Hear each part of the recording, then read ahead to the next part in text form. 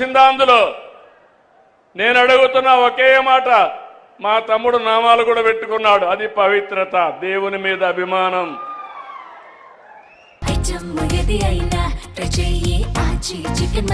ఆచి చికెన్ మసాలా. చాలా మంది ఉన్నాం. ఒక నమ్మకం, ఆ నమ్మకాన్ని, ఆ పవిత్రతను దెబ్బతీసే అధికారం ఎవరికీ లేదు. ఒక మసీదు కావచ్చు, ఒక చర్చ్ కావచ్చు, ఒక దేవాలయం కావచ్చు, ఆ పవిత్రత కాపాడే బాధ్యత తీసుకోవాలి. అలాంటిది అపవిత్రం చేస్తే నేను ముఖ్యమంత్రి అయిన తర్వాత నేను ఇచ్చిన హామీ ప్రకారం రెండో సంతకం ఆఫీసర్ వేసింది తిరుమల తిరుపతి దేవస్థానం ఈవోగా వేసి శ్యామలరావుని ప్రక్షాళన కార్యక్రమానికి ప్రారంభించా. వస్తే నెయ్యి చూస్తే బాగా లేకపోతే తిరిగి పంపించి దాంట్లో నుంచి శాంపుల్ తీసుకొని ఎన్డీడీబీ పంపించారు. ఎన్డీడీబీ పంపిస్తే అందులో నుంచి ఎనిమల్ ఫ్యాట్ ఉందని ఆ రోజు చెప్పారు. అది చెప్పిన తర్వాత నేను ఆలోచించి ఇది నేను చెప్పకపోతే నా మీద అప్రతిష్ట వస్తుంది, అపవాదు వస్తుందనే ఉద్దేశంతో నేను చెప్పాను. తర్వాత లేనిపోని సమస్యలన్నీ క్రియేట్ చేసి సుప్రీంకోర్టు వరకు పోయే పరిస్థితికి వచ్చారు. సిట్ వేశారు. ఆ సిట్లో వచ్చినటన్నీ మీరు చదివి ఉంటారు. చాలా స్పష్టంగా చెప్పారు, అసలు ఇది నెయ్యే కాదు, కెమికల్స్తో తయారు చేసిన నెయ్యి అని చెప్పారు. రాష్ట్ర ప్రభుత్వాన్ని కూడా యాక్షన్ తీసుకోమని అధికార యంత్రాంగం పైన ఒక రిపోర్ట్ పంపించారు.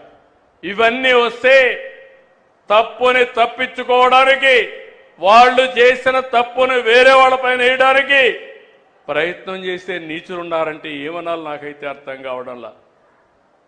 మీరందరూ ఒకసారి గుర్తుపెట్టుకోండి, ఆ రోజు నా మీద నేనే ముఖ్యమంత్రి, తెల్లవారు నిద్రలేశాను. వివేకానందరెడ్డి మర్డర్ నిద్రలే చూస్తే టీవీ సాక్షిలో వేశారు. ఏమని? గుండెపోటుతో వివేకానందరెడ్డి చనిపోయాడని.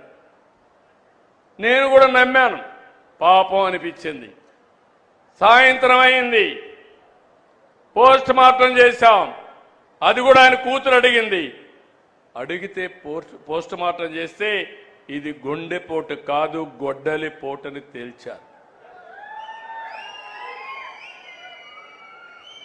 సాయంత్రానికి నాటకాల రాయుడు మాట మార్చేశాడు. తండ్రి లేని బిడ్డను ఉన్న పెద్ద దిక్కుపోయాడని. అది అయ్యింది. తెల్లవారి నిద్ర లేస్తానే సాక్షి పేపర్ ఒకసారి మీరు గుర్తుపెట్టుకోవాలి. నారాసుర రక్త చరిత్ర నా చేతిలో కత్తి పెట్టి నా జీవితంలో ఊహించని సంఘటనది.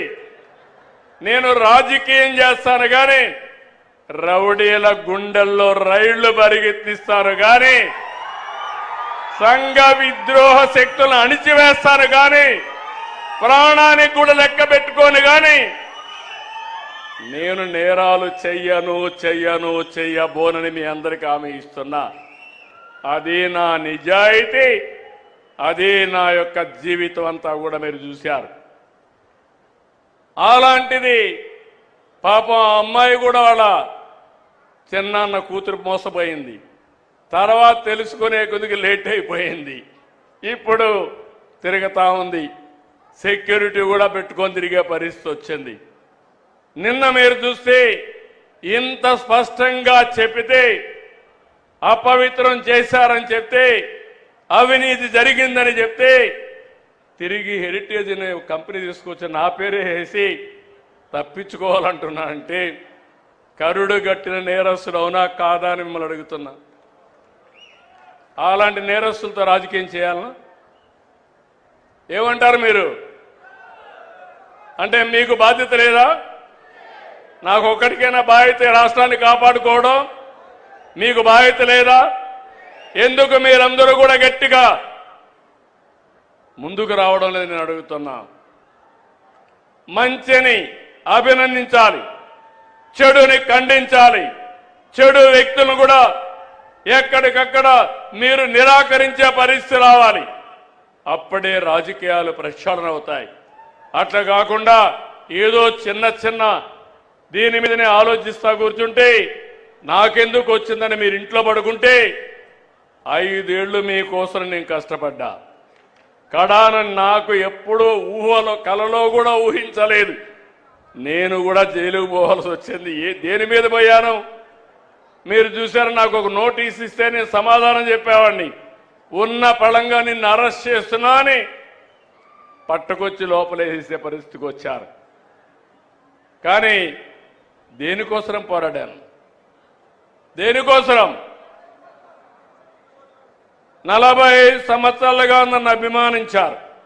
ఎవరికి ఇవ్వని గౌరవం నాకు ఇచ్చారు. సమైక్య ఆంధ్రప్రదేశ్లో కానీ ఈ రాష్ట్రంలో కానీ నేను మీరు కష్టాల్లో ఉన్నారని, ఇబ్బందుల్లో ఉన్నారని, దౌర్జన్యాలు ఉన్నాయని నేను కూడా పారిపోతే ఈ రాష్ట్రం ఏమవుతుందని ఆలోచించి నా ప్రాణం పైన పర్వాలేదు ఈ రాష్ట్రాన్ని కాపాడాలని కాపాడడం కోసం ముందుకు పోయాను.